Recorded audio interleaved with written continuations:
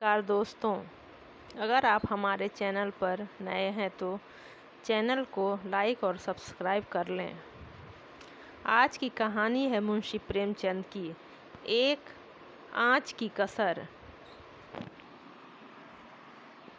सारे नगर में महाशय यशोदानंद का बखान हो रहा था। नगर ही में नहीं, समस्त प्रांत में उनकी कृति गाई जाती थी।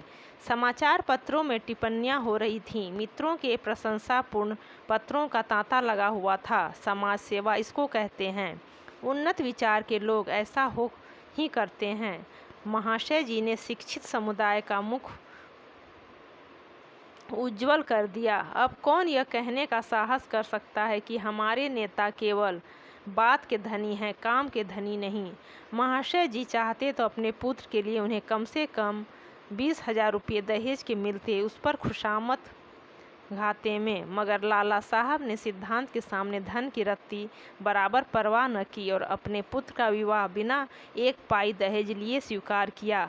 वाह वाह, हिम्मत हो तो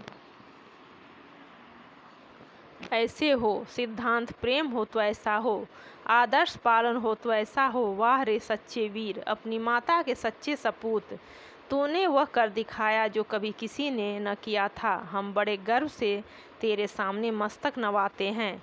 महाशय यशोदानंद के 2 पुत्र थे। बड़ा लड़का पढ़ लिख कर फाजिल हो चुका था, उसी का विवाह हो रहा था और जैसा हम देख चुके हैं बिना कुछ दहेज लिए आज घर का तिलक था।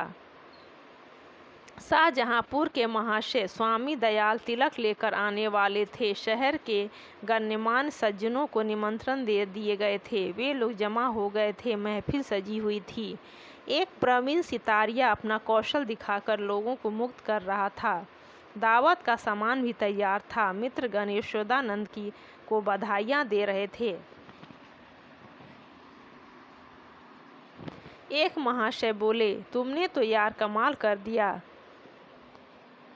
दूसरे, कमाल यह कहिए कि झंडे गाड़ दिए। अब तक जिसे देखा मंच पर व्याख्यान झाड़ते ही देखा। जब काम करने का अवसर आता था तो लोग दुम दबा लेते थे।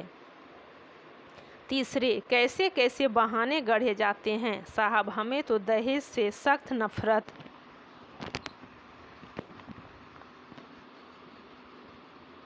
है। यह मेरे सिद्धांत के विरुद्ध है, पर करूं क्या। बच्चे की अम्मी जान नहीं मानती। कोई अपने बाप पर फेंकता है, कोई और किसी खर्राट पर। चौथे, अजी कितने तो ऐसे बेहया हैं जो साफ साफ कह देते हैं कि हमने लड़की की शिक्षा दीक्षा में जितना खर्च किया है वो हमें मिलना चाहिए, मानो उन्होंने ये रुपये किसी बैंक में जमा किए थे। पांचवें, खूब समझ रहा हूँ आप लोग मुझ पर छींटे उड़ा रहे हैं। इसमें लड़के वालों का ही सारा दोष है या लड़की वाले का भी कुछ है। पहले, लड़की वाले का क्या दोष है सिवा इसके कि वो लड़की का बाप है। दूसरे, सारा दोष ईश्वर का है जिसने लड़कियां पैदा की। क्यों। पांचवें, मैं यह नहीं कहता न सारा दोष लड़की वाले का है न सारा दोष लड़के वाले का। दोनों ही दोषी हैं। अगर लड़की वाला कुछ न दे तो उसे यह शिकायत करने का कोई अधिकार नहीं है कि ढाल क्यों नहीं लाए, सुंदर जोड़े क्यों नहीं लाए, बाजे गाजे और धूमधाम के साथ क्यों नहीं आए, बताइए। चौथे, हाँ, आपका यह प्रश्न गौर करने के लायक है। मेरी समझ में तो ऐसी दशा में लड़के के पिता से यह शिकायत न होनी चाहिए।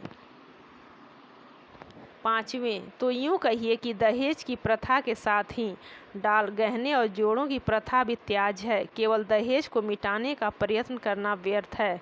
यशोदानंद, यह भी लेम एक्सक्यूज है। मैंने दहेज नहीं लिया है, लेकिन क्या डाल गहने न ले जाऊंगा। पहले, महाशय, आपको बात निराली है। बात आप अपनी गिनती हम दुनिया वालों के साथ क्यों करते हैं। आपका स्थान तो देवताओं के साथ है। दूसरे, 20,000 की रकम छोड़ दी, क्या बात है।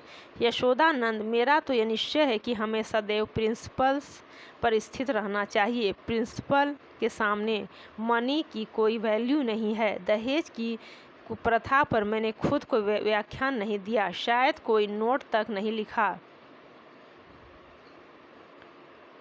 हाँ, कॉन्फ्रेंस में इस प्रस्ताव को सेकेंड कर चुका हूँ।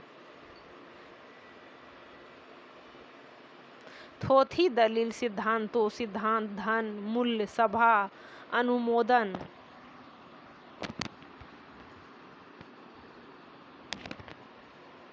और इसलिए मैं अपने को उस प्रस्ताव से बंधा हुआ पाता हूँ। मैं उसे तोड़ना भी चाहूँ तो आत्मा न तोड़ने देगी। मैं सत्य कहता हूँ, यह रुपये ले लूँ तो मुझे इतनी मानसिक वेदना होगी कि शायद मैं इस आघात से बच ही न सकूं। 5वें, अब की कॉन्फ्रेंस आपको सभापति ने बनाया तो उसका घोर अन्याय है। यशोदानंद, मैंने अपनी ड्यूटी कर दी, उसका रिकॉग्नाइजेशन हो या न हो मुझे इसकी परवाह नहीं। इतने में खबर हुई कि महाशय स्वामी दयाल आ पहुँचे। लोग उनका अभिवादन करने को तैयार हुए, उन्हें मसनद पर ला बैठाया और तिलक का संस्कार आरंभ हो गया। स्वामी दयाल ने एक ढाल के पत्तल में एक नारियल, सुपारी, चावल, पान आदि वस्तुएं घर के सामने रखीं। ब्राह्मणों ने मंत्र पढ़े, हवन हुआ और वर के माथे पर तिलक लगा दिया गया। तुरंत घर की स्त्रियों ने मंगलाचरण गाना शुरू किया। यहाँ महफिल में महाशय यशोदानंद ने एक चौकी पर खड़े होकर दहेज की कुप्रथा पर व्याख्यान देना शुरू किया। व्याख्यान पहले से लिख कर तैयार कर लिया गया था। उन्होंने दहेज की ऐतिहासिक व्याख्या की थी।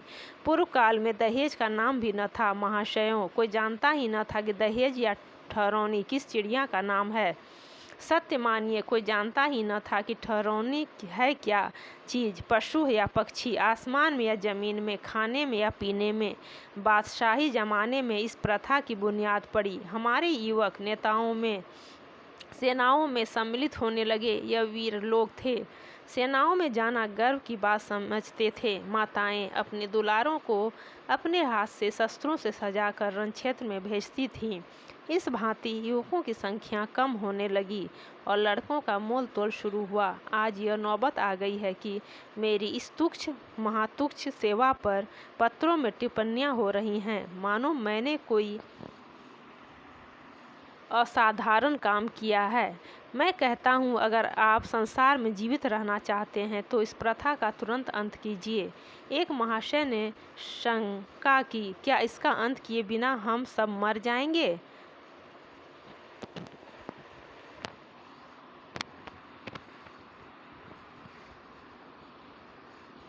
यशोदानंद, अगर ऐसा होता तो क्या पूछना था, लोगों को दंड मिल जाता और वास्तव में ऐसा ही होना चाहिए। यह ईश्वर का अत्याचार है कि ऐसे लोभी धन पर गिरने वाले अपनी संतान का विक्रय करने वाले नराधम जीवित हैं और सुखी हैं। समाज उनका तिरस्कार नहीं करता, मगर वह सब गर्दा फरोश हैं इत्यादि। व्याख्यान बहुत लंबा और हास्य से भरा हुआ था। लोगों ने खूब वाह वाह की। अपना वक्तव्य समाप्त करने के बाद उन्होंने अपने छोटे लड़के परमानंद को, जिसकी अवस्था कोई 7 वर्ष की थी, मंच पर खड़ा किया। उसे उन्होंने एक छोटा सा व्याख्यान लिख कर दे रखा था। दिखाना चाहते थे कि स्कूल के छोटे बालक भी कितने कुशाग्र बुद्धि हैं। सभा समाजों में बालकों से व्याख्यान दिलाने की प्रथा है।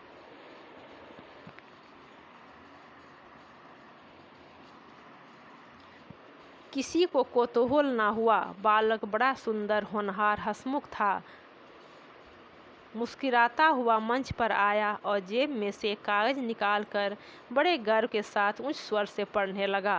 प्रिय बंधुवर, नमस्कार। आपके पत्र से विदित होता है कि आपको मुझ पर विश्वास नहीं है। मैं ईश्वर को साक्षी करके निवेदन करता हूँ कि निर्दिष्ट धन आपकी सेवा में इतनी गुप्त रीति से पहुँचेगा कि किसी को लेश मात्र भी संदेह न होगा। हाँ, केवल एक जिज्ञासा करने की धृष्टता करता हूँ। इस व्यापार को गुप्त रखने से आपको जो सम्मान और प्रतिष्ठा लाभ होगा और मेरे निकटवर्ती बंधुओं में जो मेरी जो निंदा की जाएगी, उसके उपलक्ष्य में मेरे साथ क्या रियायत होगी। मेरा विनीत अनुरोध है कि 25 में से 5 निकालकर मेरे साथ न्याय किया जाए। महाशय यशोदानंद घर में मेहमानों के लिए भोजन परोसने का आदेश करने गए थे। निकले तो यह वाक्य उनके कान में पड़ा, 25 में से 5 निकालकर मेरे साथ न्याय कीजिए। चेहरा फक्र हो गया। झपट कर लड़के के पास गए, कागज उसके हाथ से छीन लिया और बोले, नालायक, यह क्या पढ़ रहा है? यह तो किसी मुवक्किल का खत है जो उसने अपने मुकदमे के बारे में लिखा था। यह तू कहाँ से उठा लाया। शैतान, जा वह कागज ला जो तुझे लिख कर दिया गया था।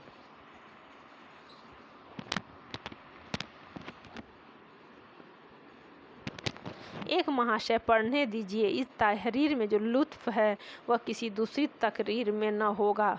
दूसरे, जादू वह जो सिर पर चढ़ के बोले। तीसरे, अब जलसा बर्खास्त कीजिए, मैं तो चला। चौथे, यहाँ भी चलंतु हुए। यशोदानंद, बैठिए बैठिए, पत्तल लगाए जा रहे हैं। पहले, बेटा परमानंद, जरा यहाँ तो आना, तुमने यह कागज कहाँ पाया? परमानंद, बाबूजी ही ने तो लिखकर अपने मेज के अंदर रख दिया था। मुझसे कहा था कि इसे पढ़ना। अब नाहक मुझसे खफा हो रहे हैं। यशोदानंद, वह यह कागज था सुअर, मैंने तो मेज के ऊपर ही रख दिया था। तूने ड्रॉर में से क्यों यह कागज निकाला? परमानंद, मुझे मेज पर नहीं मिला। यशोदानंद, तो मुझसे क्यों नहीं कहा? ड्रॉर क्यों खोला? देखो, आज ऐसी खबर लेता हूँ कि तुम भी याद करोगे। पहले, यह आकाशवाणी है। दूसरे, इसी को लीडरी कहते हैं। अपना उल्लू भी सीधा करो और नेकनाम भी बनो। तीसरे, शर्म आनी चाहिए। यश त्याग से मिलता है, धोखेधड़ी से नहीं। चौथे, मिल तो गया था पर एक आँच की कसर रह गई। पांचवें, ईश्वर पाखंडियों को यूं ही दंड देता है। यह कहते हुए लोग उठ खड़े हुए। यशोदानंद समझ गए कि भांडा फूट गया, अब रंग न जमेगा। बार बार परमानंद को कुपित नेत्रों से देखते थे। तौल कर रह जाते थे। इस शैतान ने आज जीती जिताई बाजी खो दी। मुंह में कालिख लग गई, सिर नीचा हो गया, गोली मार देने का काम किया है। उधर रास्ते में मित्र वर्ग यूं टिप्पणियां करते जा रहे थे। एक, ईश्वर ने मुंह में कैसी कालिमा लगाई कि हयादार होगा तो अब सूरत न दिखाएगा। दूसरा, ऐसे ऐसे धनी मानी विद्वान लोग ऐसे पतित हो सकते हैं? मुझे तो यही आश्चर्य है। लेना है तो खुले खजाने लो, कौन तुम्हारा हाथ पकड़ता है? यह क्या, माल भी चुपके चुपके उड़ाओ और यश भी कमाओ। तीसरा, मक्कार का मुंह काला। चौथा, यशोदानंद पर दया आ रही है। बेचारे ने इतनी धूर्तता कि उस पर भी कलई खुल गई, बस एक आँच की कसर रह गई। दोस्तों, अगर आप मुंशी प्रेमचंद की और भी कहानियाँ पढ़ना चाहते हैं तो नीचे डिस्क्रिप्शन में लिंक दिए गए हैं, वहाँ जाकर आप पढ़ सकते हैं।